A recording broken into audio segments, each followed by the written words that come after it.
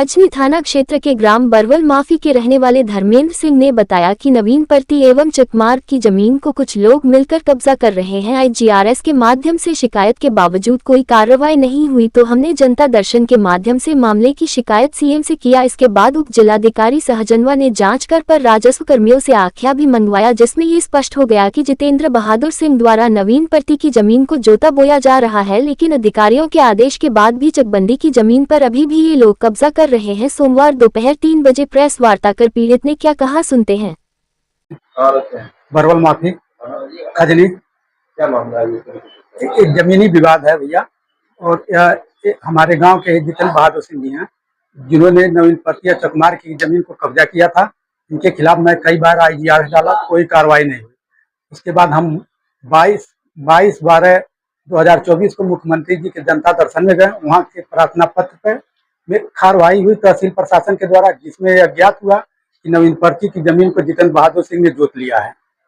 उसके बाद मैं DM जिलाधिकारी महोदय के पास गया। जिलाधिकारी महोदय जी ने कार्रवाई के लिए तहसील प्रशासन को दिया, लेकिन कोई कार्रवाई नहीं हुई। अंत में हमारे वकील श्री बंशीधर वर्मा जी ने हमको बताया कि आप उच्च न्यायालय की शरण लीजिए।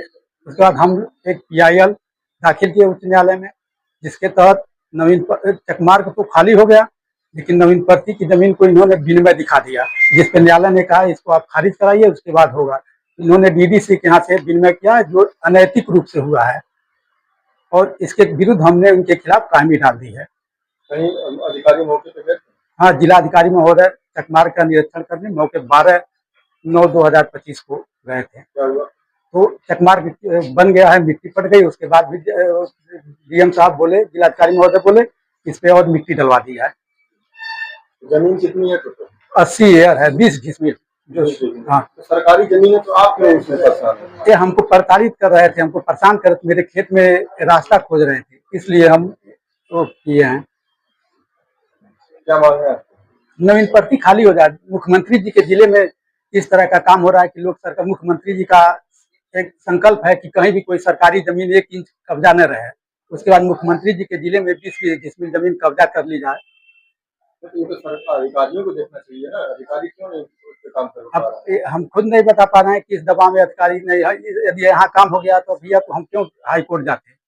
रास्ता किसको खोज रहे थे? हाँ? रास्ता किस निकाले?